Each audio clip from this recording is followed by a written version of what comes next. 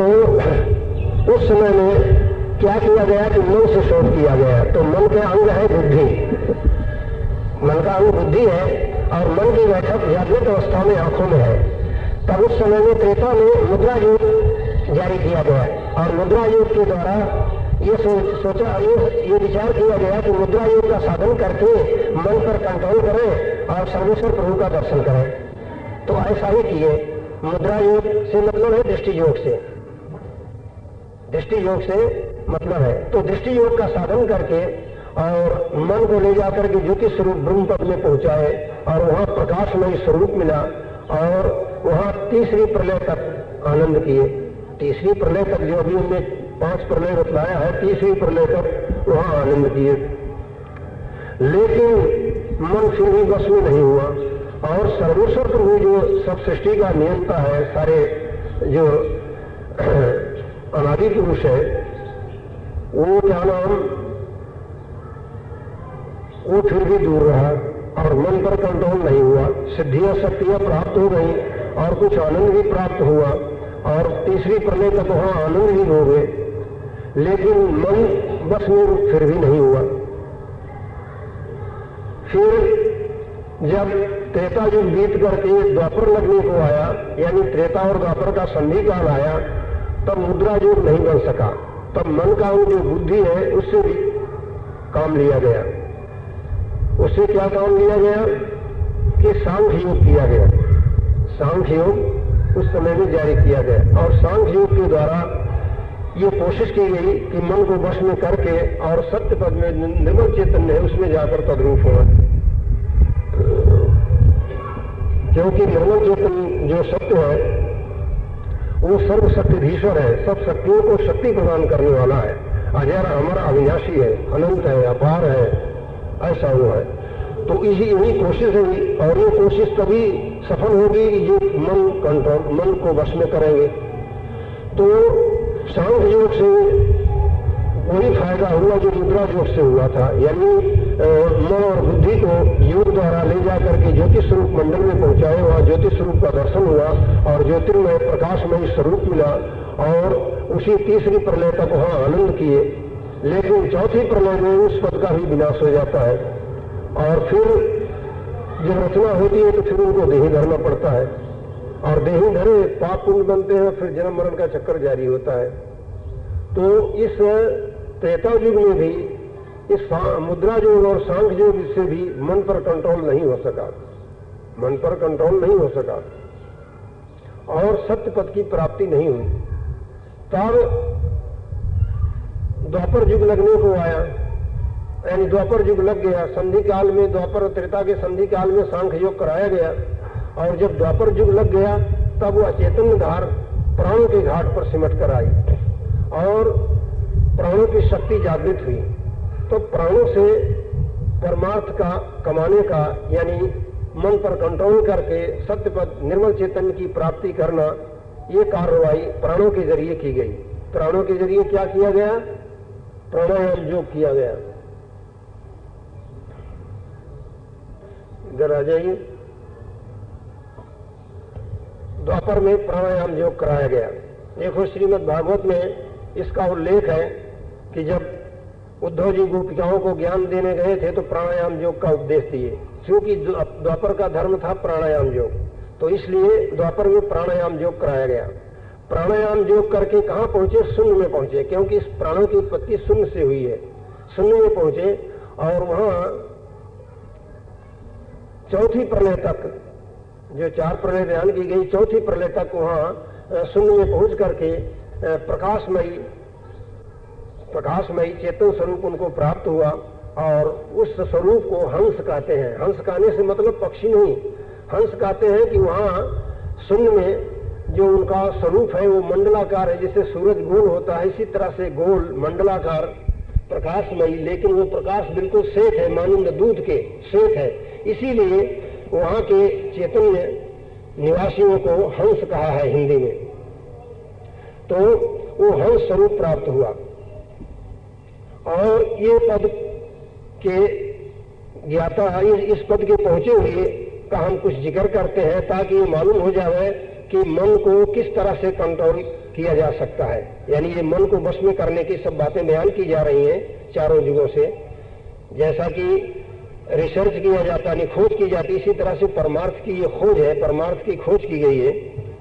तो शून्य में पहुंचे, जैसे आप व्यास, वशिष्ठ, पाराशर और अंगिरा और लोमस ऋषि, जनक जी, ये लोग सब शून्य के पहुंचे हुए थे। इसीलिए इनको वेदों में विदेह की पदवी और पूर्ण ज्ञानी की पदवी दी गई है, पूर्ण ज्ञानी की पदवी दी गई है। तो ये लोग करनी करके शून्य तक पहुंचे और शून्य में पहुंचे हुओं को ये दर्जा, परमहंस का दर्जा प्राप्त होता है। तो अब द्वापर में इस तरह से करनी करके वहां पहुंचे, लेकिन मन इन लोगों को भी डिगा दिया, मन पर फिर भी कंट्रोल नहीं किया जा सका। जैसे कि पुराणों में इन सब का जिक्र आया है, पुराणों में इन सब का जिक्र आया है। तुलसीदास जी ने दो का रामायण में ही कह दिया है। जैसे जनक जी के लिए विदेह कहा जाता है, तुलसीदास जी ने इशारा कर दिया है रामायण में।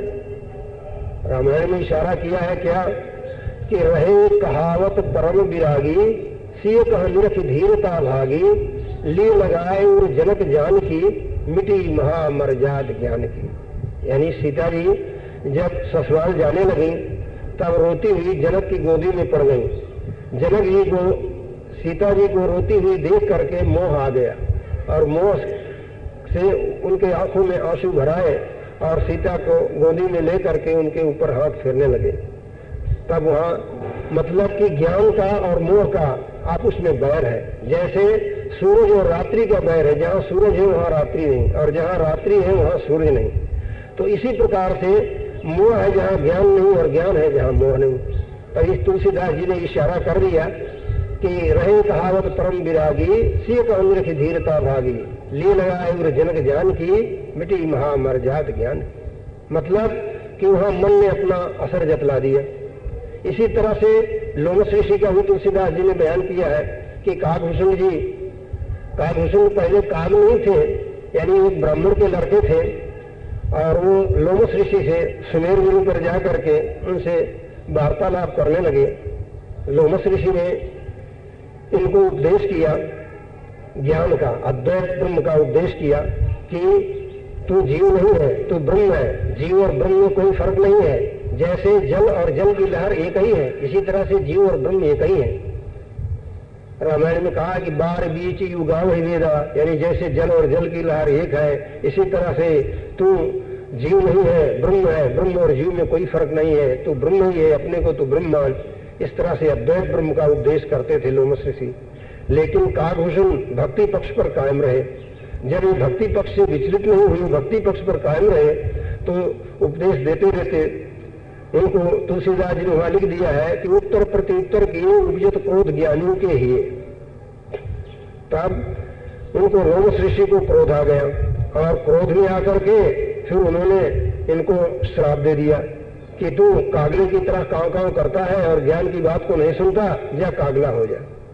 तब वो कागला हो गए और जाकर के एक पेड़ की डाली पर बैठ करके वहां कहते हैं, सोचते हैं कि अभी तो ऋषि जी मुझे अद्वैत ब्रह्म का उपदेश करते थे कि एको ब्रह्म द्वितीय नास्ति, यानी एक ब्रह्म के सिवाय दूसरा कुछ है ही नहीं है।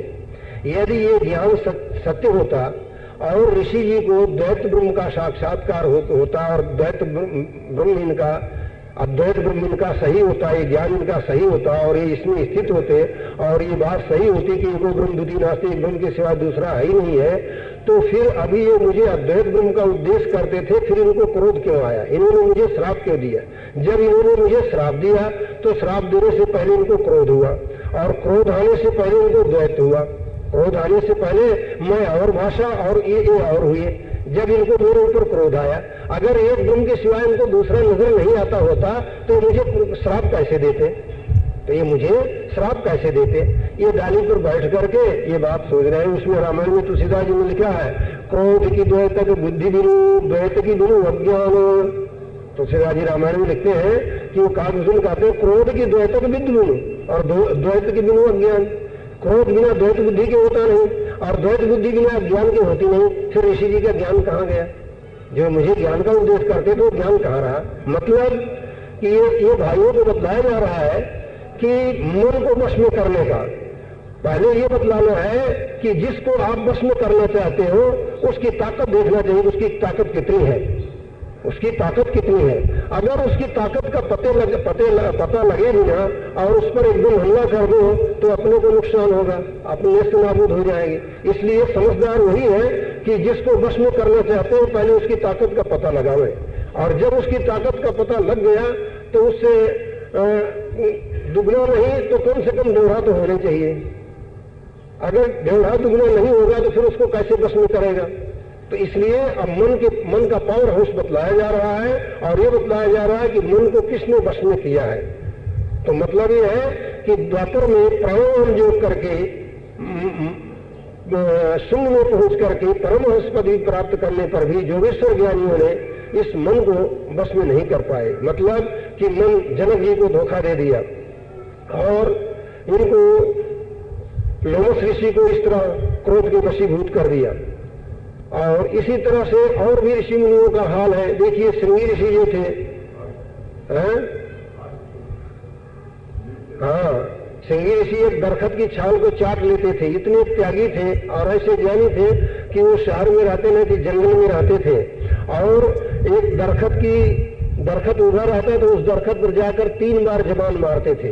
जैसे ये दरखत है वो दरखत पर 3 बार जबान मारते थे, 3 बार दरखत को चाट लेते थे और बस इतना ही उनका आधार था और कुछ नहीं खाते पीते थे।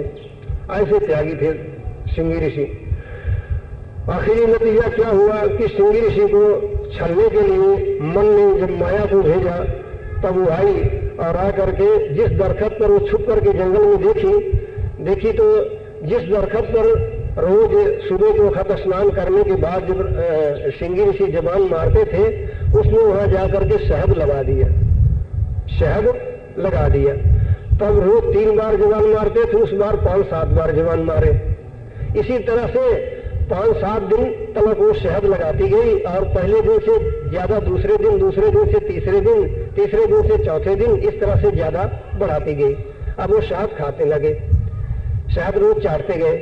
इस तरह से 5-7 दिन के बाद फिर उसने थोड़ा सा हलवा बना करके उसी जगह चेप दिया। फिर उस दिन श्रृंगी ऋषि ने उस हलवे पर जबान मारी और हलवा खाए। दूसरे दिन उससे थोड़ा ज्यादा चेप दिया। 3-4 दिन इस तरह से किया। चौथे 5वें दिन एक कटोरिया में हलवा बना करके ले जा करके बड़ी नम्रता और दीनता के साथ उनके सामने पेश करी। उसकी नम्रता और दीनता को देख करके श्रृंगी ऋषि हलवा खा लिए और वो रोज इस तरह से खाने लगी, इस तरह से बनाने और खिलाने लगी। श्रृंगी ऋषि खाने लगे।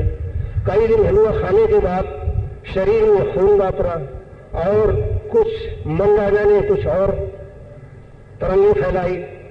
बस वहां वह अप्सरा यानी मैया मौजूद थी और दोनों का संयोग हुआ। संयोग होने पर समय पर कुछ समय में उनके 3-4 लड़के हो गए। 3-4 लड़के हो गए और वो जो वेश्या आई थी वो महाराजा दशरथ की भेजी हुई आई थी। वशिष्ठ जी ने ये सलाह दिया था कि श्रृंगी ऋषि आवे तब पुत्रेश नामक यज्ञ किया जाए, तब आपके पुत्र हो सकता है। तो बस लोगों ने कहा कि श्रृंगी ऋषि का वन से आना मुश्किल है। तब उस वेश्या ने ये बीड़ा खाई थी कि मैं उनको ला लूंगी। जब वो गई थी तब इस तरीके से जब 3-4 लड़के हो गए तब उसने कहा कि भगवान अब इस जंगल में बच्चों का गुजारा नहीं होगा, इनकी शिक्षा और इनका गुजारा होना यहाँ मुश्किल है, इसलिए शहर में चलना चाहिए। और महाराजा दशरथ जो हैं वो बड़े धर्मशील हैं, बड़े प्रतापी हैं, वो क्या नाम बच्चों की परवरिश और इनकी शिक्षा का प्रबंध सब कराएंगे, इसलिए आप चलिए। जब वो श्रृंगी ऋषि उन बच्चों को लेकर के और वेश्या के साथ महाराजा दशरथ के दरबार में आए, महाराजा दशरथ ने उनका आवाभगत किया, बड़े आदर सत्कार से उनको ठहराया और उनके बच्चों वगैरह के लिए सबकी परवरिश का इंतजाम कर दिया। और फिर गुरु वशिष्ठ और श्रृंगी ऋषि ने दोनों ने मिलकर के पुत्रेश नामक यज्ञ किया। यज्ञ करके और फिर अग्निदेव प्रकट हुए, उनको खीर दिए, वो खीर रानियों को खिलाया और उससे फिर राम लक्ष्मण भरत शत्रुघ्न ये चारों महाराजा दशरथ के आकर के अवतार लिए। तो इस तरह से कहने का मतलब कि श्रृंगी ऋषि इतने त्यागी थे, मन माया ने उनको भी धोखा दे दिया और मन पर फिर भी कंट्रोल नहीं हुआ। अभी भाई बहन सब सुनते हैं, हम सतयुग त्रेता और द्वापर तक का कह रहे हैं कि द्वापर तक इस तरह से कार्रवाई की गई, मन बस में नहीं हुआ। तब कलयुग जब लगा तो कलयुग के संधि काल में तो बहुत बुरी हालत हुई, जैसा कि कल बयान किया गया था। यानी द्वापर में तो 1000 वर्ष की उम्र थी जब प्राणायाम कर लेते थे, प्राणायाम के लिए 325 वर्ष चाहिए जब उस समय में बन जाता था। अब संधि काल में जब कलयुग और द्वापर का संधि काल हुआ तो उम्र भी कम हो गई और प्राणों में पुरुषार्थ नहीं रही कि प्राणों को आयाम करके चक्रों को भेद करके और छठे चक्र के पार ले जा करके वहां उसको पहुंचावे प्राणों में। ये जब नहीं बन सका तब उस समय के जैसा कि कल बयान किया गया था सत्संग में, योगी गुरुओं ने चक्रों के देवताओं की मूर्ति उनको दिया, किनको? जिज्ञासुओं को, साधकों को। तो ये साधना नीचे से की जाती है, तो सबसे नीचे मूलाधार चक्र है जिसको मूलद्वार कहते हैं, यहाँ पर गणेश जी का वासा है। तब सबसे पहले जिज्ञासु को, साधक को गणेश जी की मूर्ति दी गई और उसको इजाजत दी गई कि इस पर नजर ठहराओ, टकटकी बांधकर इसका दर्शन करो। वो इसी तरह करता, करते करते जब 4-4, 6-6 घंटे नजर ठहर जाती तब गुरु लोग बतलाते कि अब देखो यही गणेश जी की मूर्ति तुम तुम्हारे मूलाधार चक्र में यानी मूलद्वार में प्रकाश रूप में कल्पना करके इसका वहां ध्यान करो और ये मंत्र इतने 1000 मंत्र रोज जपो। इस तरह से जिज्ञासु करता, करते करते उसको नियत समय पर गणेश जी का दर्शन होता। तब आगे चलाने के लिए आगे इंद्रिय चक्र है जिसे स्वादिष्ठान चक्र कहते हैं योग शास्त्र में। अब उस स्वादिष्ठान चक्र के मालिक कौन है? ब्रह्मा। लेकिन ब्रह्मा रजोगुण प्रधान है। तब योगी गुरुओं ने ब्रह्मा की मूर्ति जिज्ञासु को नहीं दिया, साधक को। क्यों नहीं दिया? कि रजोगुण प्रधान होने से, इनकी आराधना करने से रजोगुण की प्रधानता होगी और वो विषय भोगों में फंस जाएगा, बजाय फायदे के अपना पतन कर लेगा। इसलिए ब्रह्मा की मूर्ति न दे करके इस इंद्रिय चक्र के ऊपर मणिपूरक चक्र यानी नाभि चक्र है, जहाँ के मालिक विष्णु भगवान है, ये सतोगुण प्रधान है। तब विष्णु भगवान की मूर्ति दी गई। उस पर पहले की भांति वो जिज्ञासु नजर ठहराया। जब 4-4, 6-6 घंटे नजर ठहर गई तब उसको पहले की तरह ये उपदेश किए कि देखो अब इसी विष्णु भगवान की मूर्ति को प्रकाश रूप में कल्पना करके तुम्हारे नाभि में ध्यान करो। वो इस तरह से किया और इतने 1000 मंत्र है, रोज इतने 1000 मंत्र जपो। वो इसी तरह से करता, करते करते निश्चित समय पर विष्णु भगवान का दर्शन होता प्रकाश रूप में। फिर उसको आगे चलाने के लिए शिव शक्ति की, शिव की मूर्ति दी जाती। ये हृदय चक्र के मालिक है, इसको अनाहत चक्र कहते हैं। गरज की इस तरह से एक एक चक्रों के देवताओं की मूर्तियों पर नजर ठहरा करके जब 4-4, 6-6 घंटे नजर ठहर जाती थी तब उस चक्र में उस देवता का प्रकाश रूप में कल्पना करके ध्यान करना और वहां के मंत्र का जाप करना और इसको करते करते नियत समय पर उसका दर्शन होता। फिर आगे के चक्र के देवता पर इसी तरह नजर ठहराई जाती और यही कार्रवाई करी जाती। इसमें भी काफी टाइम लगता था। इससे बहुत कम जीवों को और बहुत कम लाभ हुआ, लेकिन इसका दुरुपयोग ऐसा हुआ कि बहुत भारी नुकसान जीवों का परमार्थी हुआ। यानी क्या हुआ कि जब साधना करने वाले शिष्य और कराने वाले गुरु दोनों शांत हो गए तो जिसके बड़ेरे जिस चक्र के देवता की मूर्ति पर नजर ठहराते थे उनकी औलाद उस चक्र के देवता की मूर्ति को आले में रख करके हार फूल चढ़ाना शुरू कर दिया। और ज्यादा समय बीता तो वो आध्यात्मिक साधना की पुस्तकें जो थी वो भी नजरों से ओझल हुई और बड़े बड़े सेठ साहूकार और राजा महाराजाओं को बहलावा और फुसलावा दे करके पुजारियों ने जो उनकी अपने रिजक का एक जरिया जारी किया। उन लोगों ने क्या किया कि बहलावा फुसलावा दे करके बड़े बड़े मंदिर गली और मोहल्लों में बनाए जाने लगे और चक्रों के देवताओं के अलावा बड़े बड़े देवता और अवतारों की मूर्तियां पधराई जाने लगी और आध्यात्मिक साधना से बिल्कुल लोग दूर पड़ गए और इष्ट की तरफ से किसी प्रकार की रक्षा और संभाल का कोई तरीका न रहा। जब कोई इष्ट की तरफ से रक्षा और संभाल न हुई तो इसका नतीजा भी क्या हुआ कि विधर्मियों ने देश पर आक्रमण करके मंदिरों को तोड़ा, मूर्तियों को फोड़ा और धन भी यहाँ से लूट कर ले गए। इस तरह से ये द्वापर और कलयुग का संधि काल बीता। जब द्वापर और कलयुग का संधि काल बीत गया, कलयुग का पूर्ण साम्राज्य हुआ, तब यह जीव अपना जो है यानी ये चैतन्य शक्ति अपने घाट पर सिमट करके आई। अपने घाट से सिमट कर आई तब क्या हुआ कि इस जीव आत्मा से परमार्थ कमाने का अधिकार जीवों को प्राप्त हुआ। अब जिस प्रकार से सतयुग में इंद्रियों से यानी शरीर से परमार्थ कमाया गया, तो शरीर विषय इंद्रियां हैं, इंद्रियां देवताओं की अंश थी, तो देवताओं की कलाएं या देवताओं का अवतार हुआ था और उन्होंने अपनी ज्ञान और समझ बूझ के मुताबिक करनी कराया। इसी तरह से जब त्रेता लगा तो त्रेता में मन की शक्ति जागृत हुई और मन का स्वामी कौन है? ज्योतिष स्वरूप ब्रह्म। तब ब्रह्म पद से कलाएं आई और उन्होंने अपने पद का उपदेश दिया और वहां की करनी करा करके वहां पहुंचाया, लेकिन फिर भी कंट्रोल नहीं हुआ मन पर, मन बस में नहीं आया। फिर जब द्वापर लगा तो पारब्रह्म पद से कलाएं आई, सुन से कलाएं आई और उन्होंने प्राणायाम योग करा करके करनी करा करके वहां पहुंचाया, लेकिन उस करने से भी लोग मन को बस में न कर सके, मन पर कंट्रोल नहीं कर सके। तो जब अब कलयुग लगा तब कलयुग में जीव आत्मा जो है ये सत्य की अंश है, निर्मल चैतन्य पुरुष सत्य जो है वो सत्य की अंश है। तब सत्य के अवतार कलयुग में संत हुए, सत्य के अवतार संत हुए। तब संतों ने जीवों को समझाया कि भाई 4 दिनों से तुम्हारी लोगों की ये कोशिश चल रही है कि हम मन को वश में कर लेंगे, लेकिन तुम लोगों ने मन का पावर हाउस नहीं जांच किया, मन की ताकत का पता नहीं लगाया कि मन में कितनी ताकत है। तो संतों ने बतलाया कि जिसकी तुमने आराधना किया और जिसकी मदद से तुमने मन को वश में कर लिया, मन उससे परे है, मन उससे परे है, तो उसकी मदद से तुम मन को कैसे वश में कर सकते थे? सारी सृष्टि रचना का हाल बतलाया और ये बतलाया कि जिसको तुम ब्रह्म की तो आराधना करते हो और मन को गाली देते हो, ब्रह्म ही मन बना है। यदि तुमको यकीन न हो तो वेद में देख लो, वेद क्या कहता है। वेद में ये वाक्य आया है कि एकोहम बहुश्याम, एकोहम बहुश्याम, यानी मैं एक हूं, एक से अनेक बनूं। इसका अर्थ होता है कि ब्रह्म ने यह संकल्प किया कि मैं एक हूं, एक से अनेक बनूं। तो अब मन का कर्तव्य क्या है? संकल्प विकल्प करना। मन क्या करता है? संकल्प विकल्प करता है। तो आदि में संकल्प कहां से उठा है? ब्रह्म से उठा है।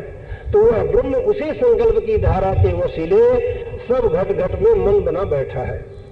तो जब तक कि ब्रह्म को जीतने की ताकत नहीं आएगी तब तक मन को कैसे जीत सकोगे?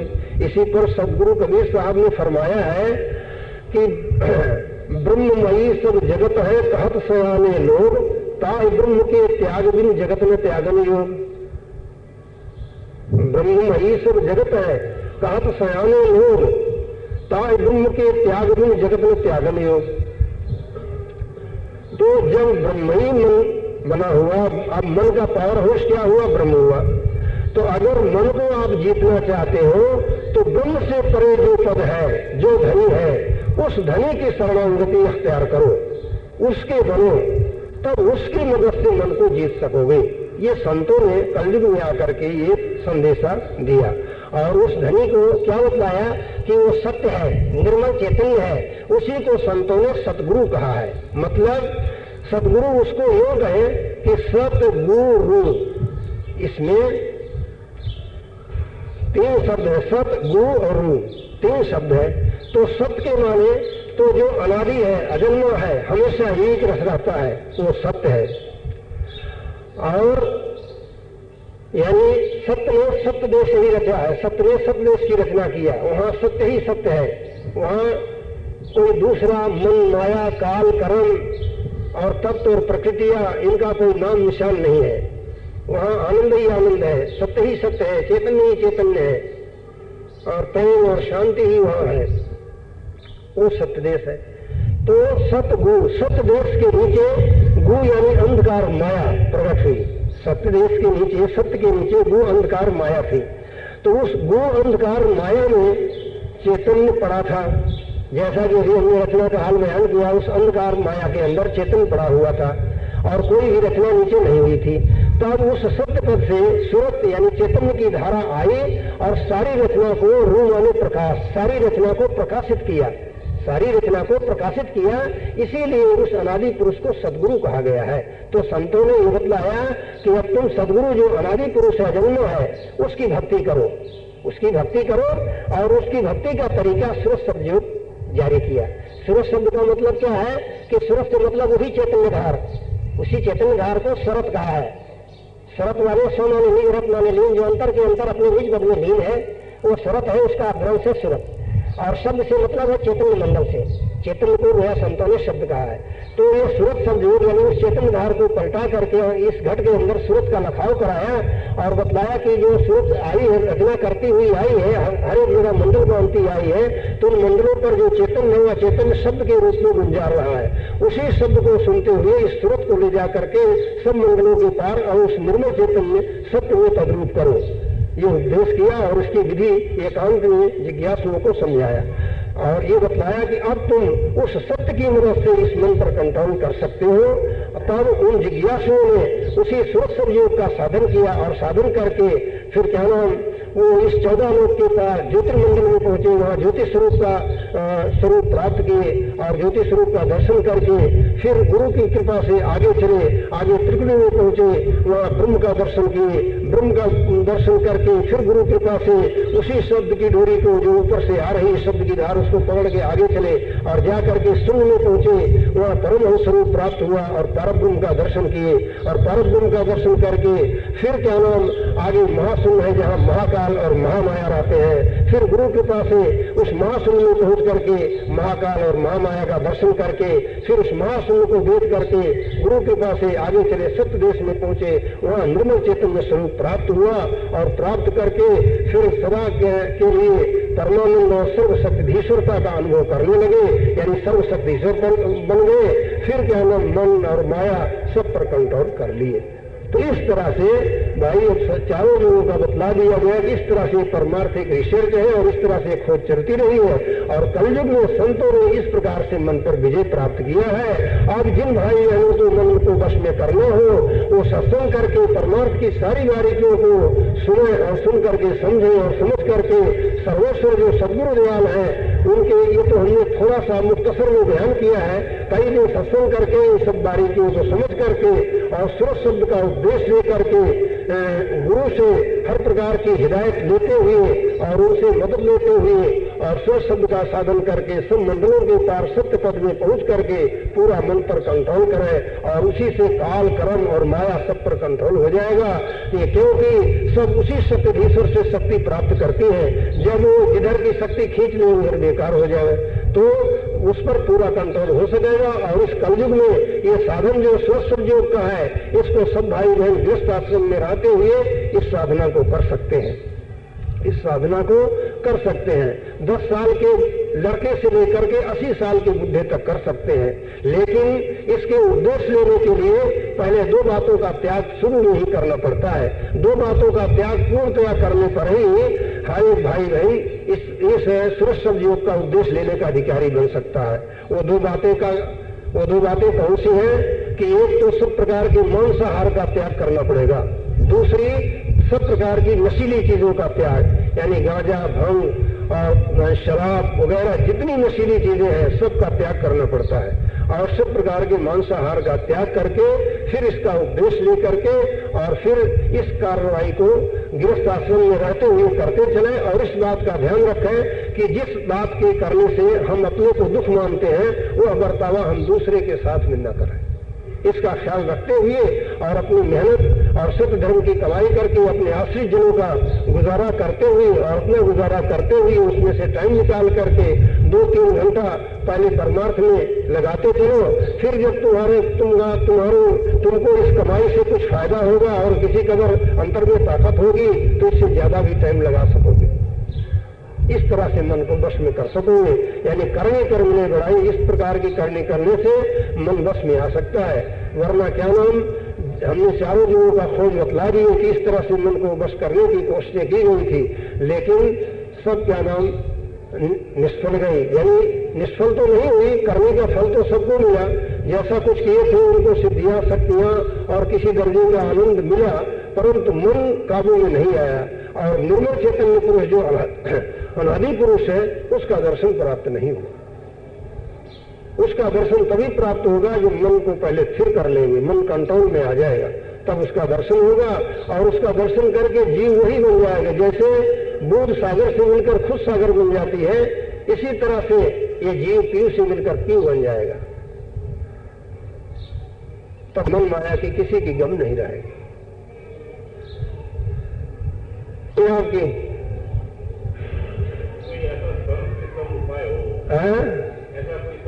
ऐसी कोई सरल उपाय हो कि काम बन जाए। तो यह जो हमने कहा है ये तो समझाने के लिए कहा है चारों जुगों का हाल, और ये बतला दिया कि इस तरह से कोशिश करने पर भी मन बस में नहीं आया। लेकिन कलयुग में जो संतों ने जारी फरमाया है सुरत सब योग, ये बहुत ही सरल है। ये मुद्रा योग, सांख्य योग, प्राणायाम योग और जब तक वगैरह सबसे सरल है। जब तक जो होता था 60-60, 70-70 हजार वर्ष करते थे, और मुद्रा योग, सांख्य योग भी हजारों वर्ष करते थे, और प्राणायाम योग भी 300-400 वर्ष करते थे।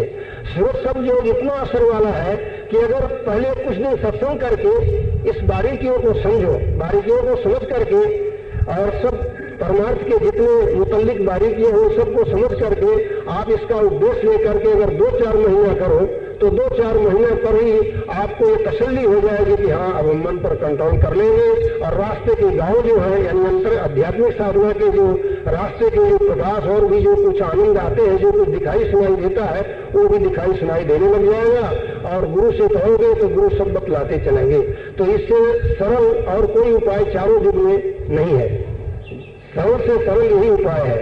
लेकिन ये बिना सत्संग के नहीं होता, सत्संग में हाजिरी देना पड़ता है। अब सोचने की बात है कि जिस मन को वश में करने के लिए तमाम ऋषि मुनि योगेश्वर ज्ञानी व्यास वशिष्ठ पाराशर अंगिरा और ब्रह्मा विष्णु शिव तक भी जिस मन को वश में नहीं कर सके, उसके लिए आप अब इससे भी सरल उपाय ढूंढना चाहते हो तो क्या बिना घी के मालपुआ बन सकता है क्या?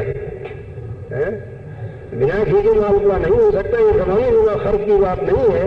ये ऐसे ताकतवर पर जिसके कि ब्रह्मा विष्णु शंकर भी हार मान चुके, जो ब्रह्मा विष्णु शंकर को भी मचा दिया, इनका भी जिक्र पुराणों में लिखा है। हर एक भाई बहन पुराणों को पढ़ करके देख सकते हैं। तो ऐसी ताकत को वश में करने के लिए अब संतों ने इतनी सरल उपाय जारी फरमाया है, क्योंकि संत स्वयं सर्वेश्वर प्रभु के अवतार थे। कोई कपड़ा रंग लेने से या 2-4 पोथियां पढ़ लेने से संत नहीं कहला सकता। संत जिसने कि अपनी चैतन्य जीव आत्मा को आयाम करके यानी सुरत योग का साधन करके और पिंड और ब्रह्मांड के पार शून्य महाशून्य के पार सत्य देश में ले जा करके उस सत्य में तद्रूप कर दिया है, वो देह धरे हुए संत कहलाते हैं। वरना हर एक संत कहलाने का हकदार नहीं। वही संत है और वही गुरु है और वही सदगुरु है। और यानी ये गुरु सदगुरु ये संत ये नाम मालिक कुल के हैं, यानी सर्वेश्वर प्रभु के नाम है। कोई कहूँ देह धरे हुए हार चांद का पुतला यूं ही भेष बना लेवे तो संत नहीं कहला सकता, या सदगुरु या गुरु नहीं कहला सकता। तो जिन्होंने कि अपनी चेतन जीव आत्मा को सत्य में तद्रूप कर दिया है वही संत है, वही गुरु है और वही सदगुरु है। उन्होंने इस प्रकार से भाविक लोग सुनते हैं लेकिन उसके गूढ़ रहस्य को कोई नहीं जानते, समझे ना। वो गूढ़ रहस्य जो है उसको संतों ने प्रसंग बना करके लिखा है।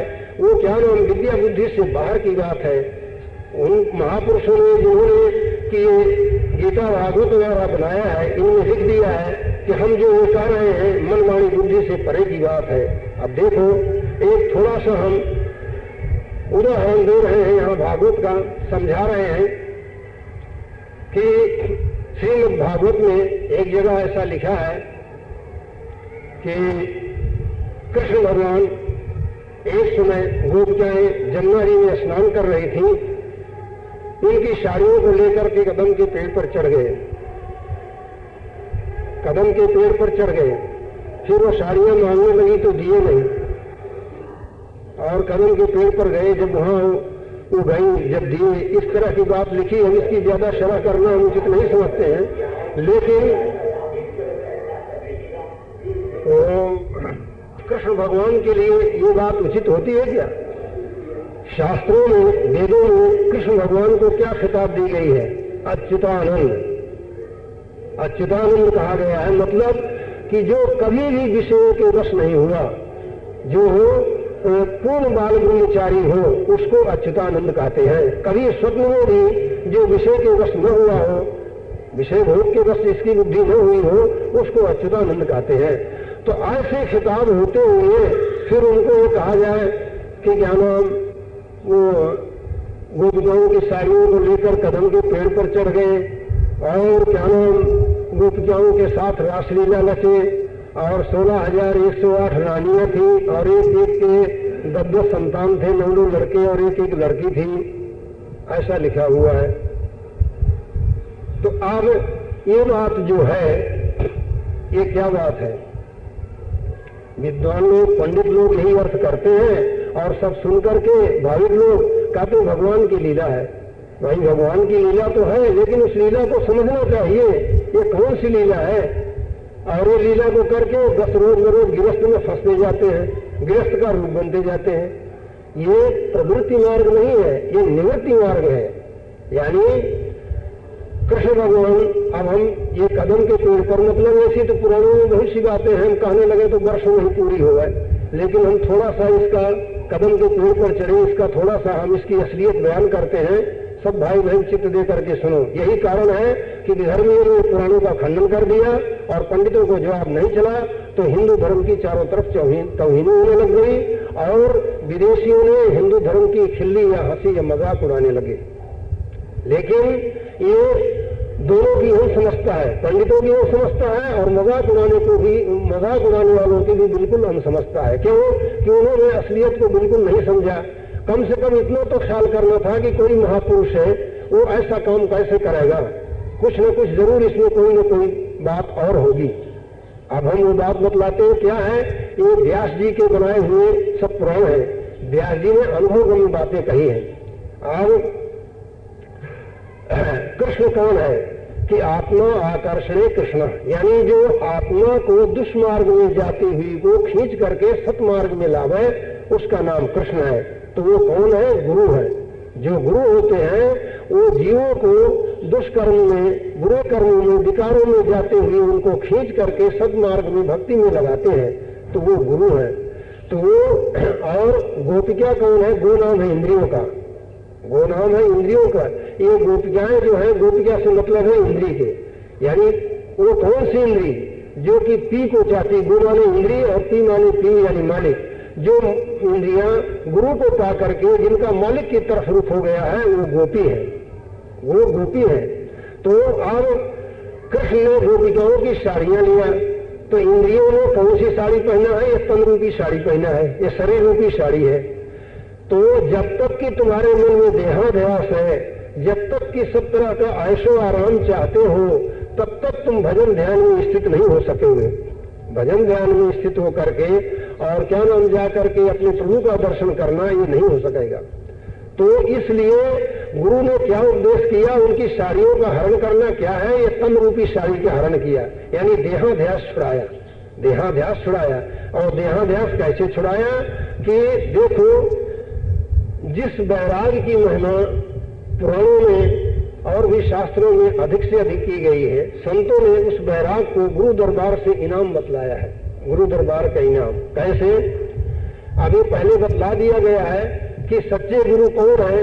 कि जो कि अपनी चेतन जीवात्मा को सत्य पद में तद्रूप कर दिए हैं, सुरत सब योग का साधन करके और सुरत सब योग का उपदेश कर रहे हैं दूसरे जीवों को, वो सत्य है। तो ऐसे भाग्य से सच्चे गुरु मिल जाए, उनका सत्संग करके जो सब बारीकियों को समझे और समझ करके जब अपने मन और इंद्रियों को समेट करके अंतर अभ्यास में लगाए, तो कदम का पेड़ क्या है?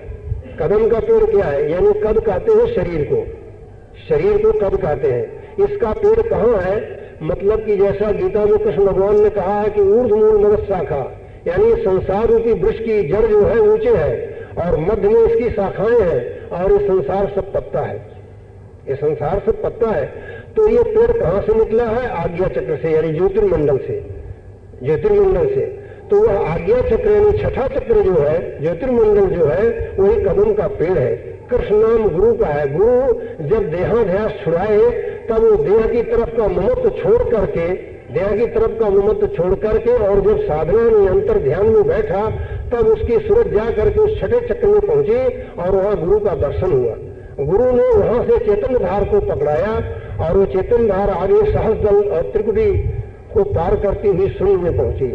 तब कहने का मतलब कि छठा चक्र जो है यही कदम का पेड़ है और कृष्ण जो है सो गुरु है और देहाध्यास का हरण करना यही तन रूपी साड़ी के हरण करना है। ये कृष्ण ने किया और ये कृष्ण के प्रति व्यास जी ने अपना खुद का अनुभव लिखा है। इस तरह से ये बात है। और ये जैसा कि हमने अभी कहा था कि गुरु के दरबार से वैराग इनाम में मिलता है, तो अब जो कि मालिक निरंजन है, निराकार है, अरूप है, उसको तुम देख नहीं सकते हो, तो उससे तुमसे प्रेम कैसे होगा? बिना प्रेम के अंदर साधना बन नहीं सकेगी।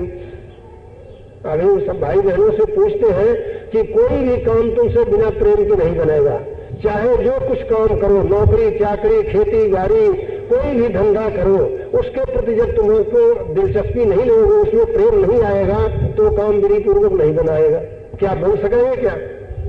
तो इसी तरह से अगर तुम मालिक को चाहते हो तो मालिक से प्रेम करना पड़ेगा, मालिक से प्रेम करना पड़ेगा। लेकिन यहाँ ये समस्या आती है कि मालिक से हम कैसे प्रेम करें? हमें कभी सपना तक भी तो नहीं आया। उसको तमाम वेद शास्त्र, गीता, भागवत, संत, महात्मा, योगेश्वर ज्ञानी सभी उसे अरूप कह रहे हैं, निराकार कह रहे हैं, और अनाम है, अरूप है। तो जिस वस्तु को हम देख नहीं सकते उससे प्रेम कैसे करें? प्रेम तो उसी से होगा कि जिसको हम सामने देखते हैं। होता है ना, बिना देखे हुए और बिना स्वरूप के कैसे प्रेम हो सकेगा? अभी समस्या आती है ना, तो सभी ये कहते हैं भाई परमात्मा से, भगवान से प्रेम करो। तो भगवान कोई पत्थर मिट्टी तो है नहीं, कोई देहधारी तो है नहीं, भगवान निराकार है, अरूप है। अब उससे हम कैसे प्रेम करें? क्यों? ये प्रश्न उठता है कि नहीं? अब जब ये प्रश्न उठता है तब इस प्रश्न का उत्तर क्या है? इसका उत्तर यह है कि वह परमात्मा जो अरूप है, निराकार है, वही जब गुरु रूप में आता है तब अपने दर्शन की युगानुसार सरल युक्ति बतलाता है और उस युक्ति में मदद दे करके, जीव से करनी करा करके अपने निस्वरूप का दर्शन देता है। तो परमात्मा और गुरु एक है, ऐसा वेद, पुराण, शास्त्र, संत, महात्मा, गीता और इंजील, तौरीत, जब्बूर और आदि पुराण, जैन मत का सभी ये कह रहे हैं कि गुरु और हरि में कोई भेद नहीं है, मालिक और गुरु में कोई भेद नहीं, ये सब कह रहे हैं। तो जब वह परमात्मा गुरु रूप में आया तो गुरु को हम सामने देखते हैं, उनका स्वरूप हमारे ही जैसा है। तो इसलिए गुरु से प्रेम करना वो परमात्मा से प्रेम होगा। और प्रेम का एक तरीका है, ये स्वभाव है कि जिस वस्तु में तुम्हारा गहरा प्रेम होगा उसके सिवाय तुम्हें सब चीजें तुच्छ लगने लग जाएंगी। जिसमें तुम्हारा गहरा प्रेम हुआ उसके सिवाय तुम्हें सब चीजें तुच्छ लगने लग जाएगी। क्यों लगती है कि नहीं लगती? क्यों भाई? जहां प्रेम को आप स्थिर कर दोगे अपने, वहां उसके सिवाय तुमको सब बातें क्या नाम एक तुच्छ सी नजर आएगी। क्यों? इसमें सबका मत है कि नहीं है? अगर नहीं हो तो उदाहरण देकर समझाएं। उदाहरण उसका हमें देते हैं संसार में। देखो, एक आदमी है, उसकी वृत्तियां मलिन है और ये औरत के साथ उसका नाजायज प्रेम हो जाता है, जिसको कि फारसी में इश्क मजाजी कहते हैं। मुसलमानों ने फारसी भाषा में इश्क मजाजी कहा है, जिसको कि हिंदी में मोह कहते हैं। हिंदी में मोह कहते हैं। एक औरत से एक आदमी का मोह हो जाता है, मोह हो जाता है। अब उसका मोह जो है नाजायज है, नाजायज तरीके का मोह है, लेकिन उसके मोह में वो फंस करके अपने माँ बाप की शर्मो है और कुटुंब की, दोस्त की, मित्रों की, सबकी शर्मो है, तो सबकी लाज को ताक पर रख देता है और जो जो कठिनाइयां पड़ती हैं सब सहन करने को तैयार रहता है।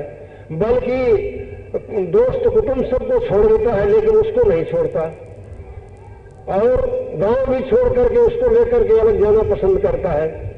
उसके सिवाय दूसरा सब उसे खारा लगने लग जाता है।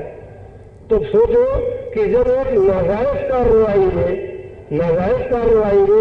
नाजायज जगह प्रेम हुआ, विषयवश प्रेम हुआ और इस प्रेम में इस कदर उसको धीरज और हिम्मत आ गई, तो भला के बतलाओ कि यह जो जीवात्मा है यह प्रेम की ही होश है और प्रेम ही अनादि पुरुष मालिक है। तो जब इसका उलट करके अपने उद्गम में, अपने निजपद में, अपने सच्चे मालिक से जब प्रेम हुआ तब उसमें कितनी ताकत होगी और जब कितने जोश और खरोश का प्रेम होगा। जब उसमें इस तरह जोश खरोश का प्रेम हुआ तब वहां उसको उसके सिवा सब तुच्छ लगने लग जाते हैं और उसको यही सूझता है कि अब हमको कितनी जल्दी उस मालिक का दर्शन हो और उसके दर्शन के बिना उसे सारे दुनिया के भोग, यहाँ तक कि खाना पीना भी, नींद लेना भी उसे हराम हो जाता है और उसे रात दिन ही गिरा उठी रहती है। जैसे कि संतों की वाणी में देखो तो उनके विरह के अंग में आएगा, प्रीतम पीर पिरानी दर्द यह दिल ले जानी, प्रीतम पीर पिरानी दर्द यह दिल ले जानी, संतों की वाणी में आया। इस कदर उस विरही को विरह रात दिन खलता रहता है, उसको अपना जीना भी बिना प्रीतम के दर्शन के दुश्वार हो जाता है। तो ऐसी सूरत में बैराग अब उसको गुरु के दर्शन दरबार से इनाम में मिला। तब इस तरह से जब उसको दर्शन की अभिलाषा तड़के जब प्रेम हुआ गुरु में, क्योंकि वो मालिक को तो देख नहीं सकता था, मालिक को गुरु रूप में देखा और उनमें जब गहरा प्रेम हुआ तब सब तरफ से स्वतः उसको बैराग हो गया, बैराग हो गया। और फिर वो अंतरीय आध्यात्मिक साधना जो गुरु ने बतलाया था, जब सब तरफ से बैराग हुआ तो ये राग जो है यही सबसे बड़ा बंधन है, राग जो है यही बड़ा बंधन है। जब बैराग हुआ तो गया राग छूट गया, और जब राग छूट गया तो जो गुरु ने जिनमें प्रेम हुआ था वो गुरु अंतर में सहस्त्र कमल में उनका ठेका है, और अंतर और बाहर सब तरफ से सूरत यानी चैतन्य धार जीवात्मा सिमटी और सिमट करके सहस्त्र में जाकर के गुरु का दर्शन की, यानी ज्योतिर्मंडल में गुरु का दर्शन किया। और गुरु वहां से फिर चैतन्य धार को पकड़ाए, जिसको पकड़ करके सूरत सब मंडलों की यानी गगन और सुन और महासुन और सोहम पद आदि का दर्शन करते हुए और वहां का प्रकाश और स्वरूप और शक्ति अपने में प्राप्त करती हुई और सबके पार सत्य पद में पहुंच करके उसमें चैतन्य में जाकर समा गई। तो इस तरह से गुरु दरबार में बैराग इनाम मिलता है, क्योंकि प्रेम का स्वाभाविक यानी प्रेम का ये स्वाभाविक रीति है कि जहां प्रेम होता है उस प्रेमी को अपने प्रीतम के सिवाय दूसरा सब तुच्छ नजर आता है। तो इस तरह से ये अब जैसा कि हमने अभी भागवत का उदाहरण देकर के समझाया, इसी तरह से पुराणों में सब अनुभव गम्य बातें हैं, ये सब अनुभव गम्य बातें व्यास जी ने लिखा है, लेकिन उसका बाहर स्थूल में अर्थ करने से उन महापुरुषों पर इल्जाम आता है, वो महापुरुषों पर इल्जाम आता है, अनुभव गम्य बातें हैं। उन महापुरुषों पर इल्जाम लाना, उनको इल्जाम लगा करके और अपने को परम बंधन में बांधना ये गलत बात है। असलियत को समझना चाहिए, और असलियत को समझ करके असलियत को जब समझोगे तब किसी जगह नीचे नहीं ठहरोगे, अपने निज पद में ही जो कि असीम भंडार है, अनादि है, उसी पद में जाकर के ठहरोगे और वहां पहुंच करके सदा के लिए सर्वशक्ति ईश्वरता और परमानंद का अनुभव करोगे।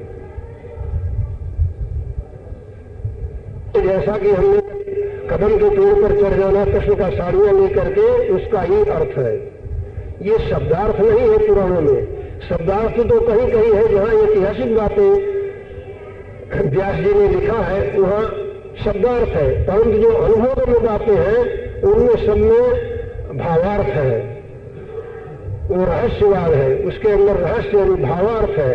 तो ये इसका भाव है, इस भाव से व्यास जी ने लिखा है। और इसीलिए इन महापुरुषों ने, व्यास जी, वशिष्ठ जी वगैरह, इन ऋषि मुनियों ने जो वेश्वर ज्ञानियों ने जो ग्रंथ बनाया है, उसके साथ साथ उन्होंने लिख दिया है कि जो बातें हम यहाँ लिख रहे हैं ये मन बुद्धि वाणी से परे की बात है। अब सोचने की बात है कि वो तो कह रहे हैं कि मन बुद्धि और वाणी से परे, लेकिन वाणी से परे की बात जब वो वाणी पर लाए, जबान पर लाए, उसको लेखबद्ध किए तो उसका रूपक बना, फिर उसको बुद्धि से अर्थ करके पंडित लोग कैसे सही मानते हैं। इस बात को सुन करके कोई पंडित लोग बुरा न माने, क्योंकि असलियत का जब तक बयान नहीं किया जाएगा तब तक सारे बहन धोखे में जा रहे हैं और नुकसान उठा रहे हैं। यह कलयुग जो है एक अमूल्य समय मिला है। इस युग में आप तीनों युगों से, जैसा कि अभी हमने एक खोज के तौर पर, रिसर्च के तौर पर बयान किया कि सब भाई बहनों को इस कलयुग में वो मौका आया है परमार्थ की, वो खोज करने का समय अधिकार प्राप्त हुआ है कि सबसे उच्च दर्जे का खोज करके यानी सत्य पर निर्मल चैतन्य में तद्रूप होकर के सदा के लिए सर्वशक्तिधीश्वरता और परमानंद का अनुभव करें। तो अगर उस पुरानी रूढ़ी में फंसे रहेंगे तो उसका अर्थ का अनर्थ और उस योग का दुरुपयोग होता रहेगा। इसलिए सब भाई बहन असलियत को समझें और जो बात समझ में न आवे, एकांत में कोई टाइम लेना चाहे तो एकांत में भी हम टाइम दे सकते हैं। और ये बातें जो है ये गूढ़ है, ये किस्से कहानी लड़ाई झगड़ा शादी विवाह की बातें नहीं है। वो बातें तो भगवान की लीला का करके सब लोग सुन लेते हैं और राजी हो जाते हैं, लेकिन सोचो पीढ़ियां बीत गई, उससे फायदा क्या हुआ? क्या किसी कदर विकारों पर विजय प्राप्त हुई? क्या मन को कुछ थोड़ा बहुत स्थिर किए? क्या मन के अंदर भगवत के लिए प्रेम हुआ? क्या जब ये बातें नहीं तो उन बातों से क्या फायदा? और जो ये धन दौलत है ये तो कर्माधीन है, तकदीराधीन है। ये तो आज जो बहुत भारी खरबपति है, कभी समय ऐसा आ जाए कि वो क्या नाम कंगाल हो जाए। आज जो कंगाल है कल वो राजा महाराजा बन जाए।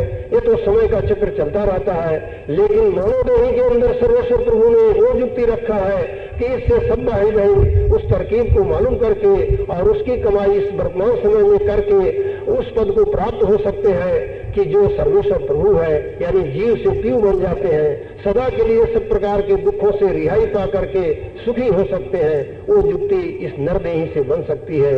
तो असलियत का पता लगा करके सत्संग करके समझ बूझ करके ये कार्रवाई सब भाई बहनों को शुरू कर देना चाहिए। यदि आप लोग सूरज शब्द का उपदेश लेकर के इस कार्रवाई को शुरू कर दोगे तो जब तक कि पिंड ब्रह्मांड के पार सत्य पद में जब तक आपकी जीवात्मा नहीं पहुंचेगी तब तक आपको मनुष्य नहीं मिलती जाएगी, मनुष्य नहीं मिलती जाएगी। यानी जीव शरीर छूटने के बाद वो जीव 84 में या छिजेगा नहीं, 84 में नहीं जाएगा, वो बराबर उसको मनुष्य नहीं मिलेगी और सच्चे पूरे गुरु भी मिलेंगे और पहले जन्म से दूसरे जन्म में विशेष कमाई बनेगी और 1, 2, 3 जन्म में हद्दे 4 जन्म में जाकर के निर्मल चैतन्य पद में पहुंच करके डंका बजाएगा और वहां से सारी सृष्टि का खेल देखेगा और वहां आपको वो स्वरूप मिलेगा कि जिसके सामने असंख्य सूर्य शर्मा जाते हैं। एक सूर्य की क्या गिनती, असंख्य यानी गिनती नहीं हो सकती, इतने सूर्य आपके उस तेज के सामने शर्मा जाएंगे। वो तेज आपको वहां मिलेगा। वह तेज, उस तेज में अतिश नहीं है, यानी गर्मी नहीं है। जैसे सूरज में गर्मी होती है, गर्मी नहीं है, उसमें रोशनी तो है सही, लेकिन वो चैतन्य की रोशनी है, उसमें आनंद है, प्रेम है, अतिश नहीं है, गर्मी नहीं है और वहां किसी प्रकार का विकार नहीं है, जन्मना और मरना नहीं है, वहां किसी को भूत प्यास नहीं सताती है और किसी को कोई हिंसा नहीं है। वहां अनंत रूह है, यानी अनंत सूरतें हैं, वो सब आनंद स्वरूप है, चैतन्य स्वरूप है। और वहां ये नहीं है कि हम जैसे हमारे मन में कुछ उठा हमने छुपा लिया, दूसरे के मन में कुछ उठा छुपा लिया, नहीं। वहां एक के जो भाव उठा वही भाव सबके उठेगा और सब उसी में हामी देंगे। यहाँ का ऐसा नहीं है रचना कि एक कहता ऐसा हो, दूसरा कहा नहीं ऐसा नहीं, ऐसा होना चाहिए, ये बातें वहां नहीं है। आप ज्यादा हम उसका वर्णन करें तो रूपक बनता है, क्योंकि मन बुद्धि से परे की बात है, अत्यंत परे की बात है, उसको जबान पर लाने से रूपक बनता है। इसलिए उसका बयान करना वो कहने सुनने से बाहर है। ये तो हम जिज्ञासु भाइयों बहनों को समझने के लिए और उधर की कुछ थोड़ी बहुत उत्सुकता हो इसलिए हमने थोड़ा सा बयान किया है। और एक दिन में तो क्या करें, आप लोग कई बार सत्संग करें, कई दिन सत्संग करेंगे तब इस आनंद को, जब वहाँ का आनंद और विलास है उन मंदिरों का और सर्वेश्वर प्रभु का, उसको जब सुनोगे तब आपके जहन नशीन होगा। इसलिए कुछ काल तक सत्संग करना जरूरी है। एक दिन में सारी बातें समझ में ही नहीं आ सकती, क्योंकि अब कोई भाई बहन बुरा न माने, सब भाई बहनों ने ज्यादातर यही सत्संग किया है कि भगवान राम का आज प्राकट्य हुआ, जन्म लिए और गाजा बाजा बजा, दान दक्षिणा हुआ, कल ब्याह हुआ और फिर सीता हरण हुआ, रावण सीता को हर ले गया, राम ने चढ़ाई किया, उसको मारा और सीता को लाए, राजक्षेप हुआ, अयोध्या में राज किए और वहां ऐसी लीला की। ये सब बातें सर्वण लीलाओं की, इसी तरह कृष्ण भगवान की लीलाओं को सुने हो, लेकिन वो कौन थे, कहां से आए थे और ये जो लीलाएं कही गई हैं, ब्याह किसके साथ किए और कौन सीता कौन थी, राम कौन थे, उनका निज रूप क्या था, ये बातों से नावाकिफ है, तो ये बातें ये बारीकियां यहाँ समझाई जाती है। जैसा आप सरगुण में सुनो हो, ये सरगुण तक ही खत्म नहीं है। राम और सीता कुछ और है, अवध कुछ और है, इसका इशारा उन संतों ने अपने वाणी वचन में कर दिया है। आप रामायण में ही देखिए, तुलसीदास जी कहते हैं कि यद्यपि सब वैकुंठ बखाना, वेद पुराण विदित जग जाना, अवध सरिस प्रिय मोहि न सोऊं, या प्रसंग जाने कोई को। वो कहते हैं कि यद्यप सब वैकुंठ में, यद्यप सब वैकुंठ की महिमा करते हैं और वेद पुराणों में भी वैकुंठ की महिमा की गई है, ऐसा भगवान राम कहते हैं कि वेद पुराणों में भी वैकुंठ की महिमा की गई है और सभी जगत उसकी महिमा करते हैं, सब जगत में जाहिर है वैकुंठ। लेकिन अवध सरिस प्रिय मोहि न सोऊं, या प्रसंग जाने को अवध के समान मुझे वो वैकुंठ प्यारा नहीं है। इस भेद को कोई कोई जानेगा। अब बतलाओ इसमें क्या भेद है जो कि भगवान राम कहते हैं कि अयोध्या के समान मुझे वैकुंठ भी प्यारा नहीं है, इस भेद को कोई कोई जानेंगे। अब क्या किसी भाई बहनों ने इस बात पर ख्याल किया? रामायण तो कई बार सुने होंगे सभी भाई बहन, अब इसमें क्या भेद है? वो कहते हैं यह प्रसंग जाने कोई को, इस प्रसंग को कोई कोई जानता है। तो भाइयों, और इसका भी विश्लेषण कर देते हैं, यानी इसका भी निर्णय कर देते हैं। सब भाई बहन सुनते जाइए कि भगवान राम कौन थे? पारब्रह्म परमात्मा के अवतार थे, पारब्रह्म परमात्मा के अवतार थे। वैकुंठ किसको कहते हैं? यह तो विष्णु भगवान का जो देहधारी स्वरूप काव्यों में दिया जाता है, वो पांचों आसमान में विष्णु भगवान का वो स्वरूप है। जो 7 आसमान और 7 पाताल कहे गए हैं, तो पांचों आकाश में विष्णु भगवान का वो देहधारी स्वरूप है। और उस पांचों आकाश के ऊपर छठा आकाश है जहां शिव का कैलाश है, और 7वें आकाश में शक्ति है, 7वें आकाश में शक्ति का दरबार है। इसके परे चैतन्यमयी प्रकाशमयी रचना शुरू होती है, प्रकाशमयी रचना शुरू होती है। तो इस प्रकाशमयी रचना में पहला मुकाम सहस्रदल कमल है। यही ब्रह्मदेश का सबसे नीचे का पहला दर्जा है। ब्रह्मदेश के 6 दर्जे जो हमने अभी बयान किए थे, तो सबसे नीचे का पहला दर्जा सहस्रदल कमल है। इसे ज्योतिर्मंडल भी कहते हैं। तो यह ज्योतिर्मंडल जो है, ये सबसे ऊंचा वैकुंठ है। यह ज्योतिर्मंडल सबसे ऊंचा वैकुंठ है। और कृष्ण भगवान ने जो वैकुंठ का बयान किया है, जो गोलोक अपना बतलाया है, वो यही सहस्रदल कमल है। और इसी के अंतर्गत भगवान राम का साकेत लोक है, और इसी सहस्रदल के अंतर्गत कृष्ण भगवान का गोलोक है।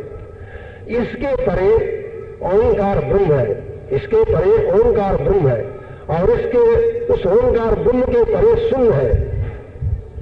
शून्य है, उसी वो शून्य जो है वही कृष्ण का वृंदावन है, और भगवान राम का वही अवध है। भगवान राम का वही अवध है, और वही कृष्ण का वृंदावन है, और वही मथुरा है। जब मन को मथोगे तब रवंकार पद में पहुंचोगे। वह रवंकार जो है वो मथुरा है। कृष्ण और राम वहां से आए थे, वही राम का अवध है। समझो ना, इसलिए भगवान राम यह कहते हैं कि यद्यपि सब वैकुंठ बखाना, वेद पुराण विदित जग जाना, अवध सरिस प्रिय मोहि न सोऊं, या प्रसंग जाने को कहते हो कि अब सहस्रदल में ठोस माया है, इसके ऊपर ओंकार पद में आदि माया है, और उसके परे शून्य जो है वो शून्य चैतन्य है। शून्य चैतन्य है, वहां न तो ये त्रिगुणी माया है, न आदि माया है। इनसे परे वो शून्य है। वह क्या नाम? परब्रह्म का दरबार है। वहीं से राम और कृष्ण आए थे, वही राम और कृष्ण का अवध और मथुरा है। समझे ना? इसलिए वो कह रहे हैं कि सहस्रदल से मुझे वह शून्य ज्यादा प्यारा है, क्योंकि वहाँ चैतन्य ज्यादा निर्मल हुआ है, और वहाँ वो दरबार जो है बहुत ही विशेष है, यानी इनसे 3 दर्जा ऊंचे है। तो इसलिए भगवान राम इसके लिए कह रहे हैं कि वो अवध मुझे प्यारा है। वेद मतानुसार वो अवध है। अवध का मतलब उसका वध यानी नाश नहीं होता, वो अविनाशी पद है। समझो ना? तो ये क्या नाम उन लोगों की अनुभव वाणी है, और क्या नाम उसका बाहर अर्थ कर देने से अनर्थ हो जाता है। तो इस प्रकार से पुराणों की गीता भागवत वगैरह सब इसी तरह से अनुभवगम्य वाणी है, अनुभवगम्य वाणी है। और ये सुनने के लिए सब भाई बहनों को कुछ दिन सत्संग करें तो गीता भागवत आदि की सब की असलियत जो है और सब जो का जो रहस्य है, जो भाव है, वो सब समझा दिया जा सकता है और सब भाई बहन समझ सकते हैं। लेकिन सत्संग में आने से होगा, घर बैठे नहीं होगा। और पंडित लोग इस अनुभव वाणी को नहीं समझा सकते। ये तो अनुभवी पुरुषों के, जो सदगुरु के लाडले हैं, जो उनके चरण सेवक हैं, वही बता सकते हैं।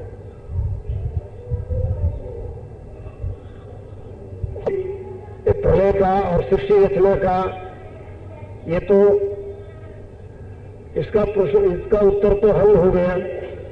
और क्या नाम इनके जो उत्तर थे कि मन को वश में करने का, वो भी समझा दिया गया। अब समझ में नहीं आ रहा, ये तो समझ में तो आ गया, लेकिन इनका यह है कि इससे सरल होना चाहिए, तो इससे सरल नहीं। पहले तो आप क्या नाम अच्छी तरह सत्संग करके सब बारीकियों को समझिए, जब फिर आप खुद कहने लग जाएंगे कि हाँ सरल है। हमने अभी चारों जीवों का हाल इसीलिए बयान किया कि उनसे कितना सरल है, कितना सरल है। लेकिन ये दिन में समझ में नहीं आता, ये गूढ़ विषय है, क्योंकि भाई बहनों को ज्यादातर यही इन बातों को सुनने का मौका मिलता है। इसलिए आप लोग कई दिन तक सत्संग करें। अगर एकांत में आप लोग टाइम लेना चाहें तो एकांत में भी अलग भी हम टाइम दे सकते हैं सत्संग के अलावा। लेकिन अभी 3 टाइम की सत्संग होती है, इसलिए थोड़ा टाइम देना होगा, क्योंकि 3 टाइम सत्संग होती है, सुबह, दोपहर और शाम को। किसी भाई बहनों को कोई प्रश्न हो, एक बहन ने कल प्रश्न किया था, वो तो शायद आज दिखी नहीं है, लेकिन खैर आपका ये प्रश्न था कि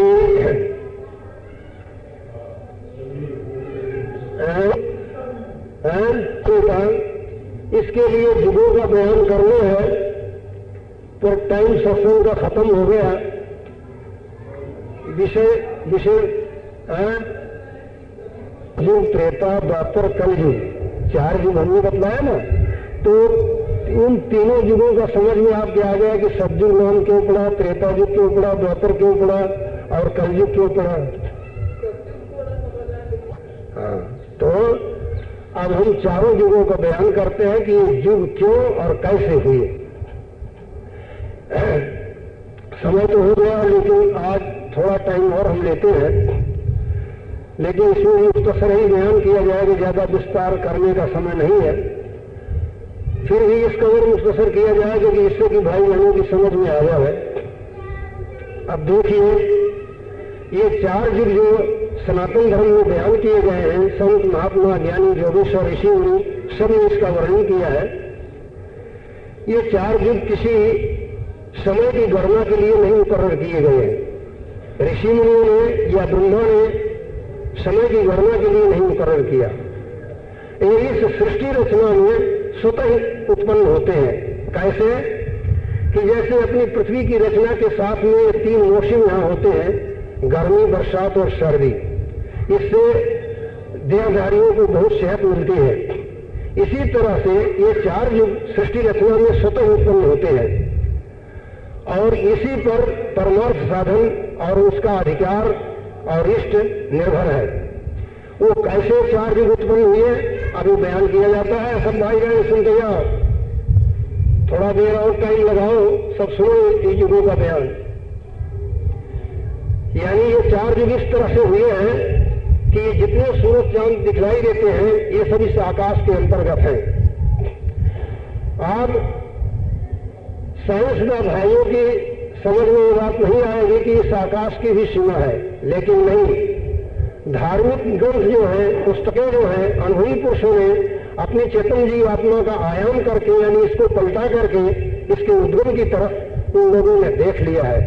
तो अब उसी सिलसिले में, अनुभव के सिलसिले में बयान किया जाता है कि इस आकाश की सीमा है, यानी ये हिंदी तवारीख में 7 आकाश और 7 पाताल बयान किए गए हैं।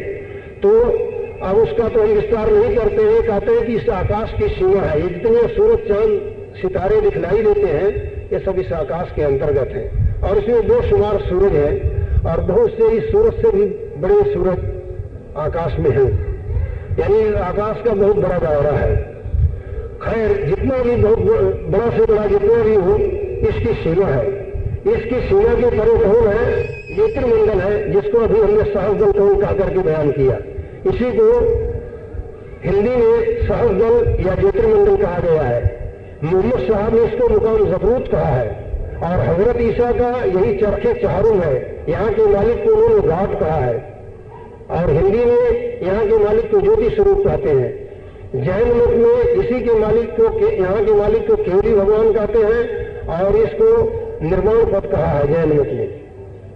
तो यह जो सहस्रदल कमल यानी ज्योतिर्मंडल है, इस ज्योतिर्मंडल के पेट में यह अंधकार आकाश आया हुआ है। जैसे कि एक बहुत बड़ा व्यास या वृत्त बना दिया जहां उसमें एक छोटी सी काली बिंदी दे दी जाए, इसी तरह से उस ज्योतिर्मंडल के अंतर्गत यह अंधकार आकाश बहुत छोटा सा दायरा रखता है। यूं तो इस आकाश का बहुत बड़ा दायरा है जो कि अनुमान में नहीं आ सकता, अनुमान में अंदाज में नहीं आ सकता, लेकिन ये ज्योतिर्मंडल के अंदर बहुत थोड़ा सा दायरा रखता है। ज्योतिर्मंडल बहुत बड़ा है और 10 दिशा से इसको घेरे हुए है। उस ज्योतिर्मंडल के सहस्रदल कमल के पेट में यह अंधकार आकाश आया हुआ है।